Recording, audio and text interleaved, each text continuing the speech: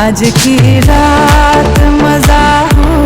তামান্নার যে কারণে সন্তান নিতে ভয়, কি সেই কারণ যেই কারণে তিনি এমন সিদ্ধান্ত নিয়েছেন? So welcome back to my channel SST Bangla কথা। তামান্না ভাটিয়ার এখন ভালো সময় যাচ্ছে।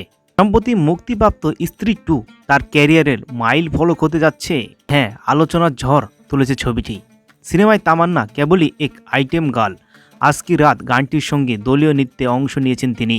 অনেকেই বলেছেন কৌশিকের স্ত্রী 2 সিনেমার এই গানই অমর করে রাখবে তামান্নাকে। এখন সেই সাফল্য উদযাপন করছেন তামান্না। তামান্নার ভক্ত দিন দিন বাড়তেই চলেছে। তার রয়েছে অসংখ্য ফ্যান ফলোয়ার। তামান্নার সুন্দর লুক নজর কেড়েছে তার ভক্তদের। এবার সম্প্রতি নিজের ব্যক্তিজীবন নিয়ে তামান্না কথা বলেন এক গণমাধ্যমকারীর সঙ্গে। তিনি সাক্ষাৎকারের এক প্রশ্নের জবাবে উত্তর দিয়েছেন কেন তিনি সন্তান নিতে ভয় পান। তিনি সেই ব্যাখ্যা দিয়েছেন, মা না হলেও তিনি বুঝতে পারেন একটি শিশুকে লালন পালন করতে কত কষ্ট করতে হয়।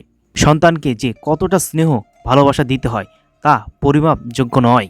তামান্না বলেন, আমার বাবা মা আমাকে এতটাই আদর যত্ন করেছেন তা আমি আমার সন্তানদের করতে পারবো না, এটা আমার জন্য অসম্ভব।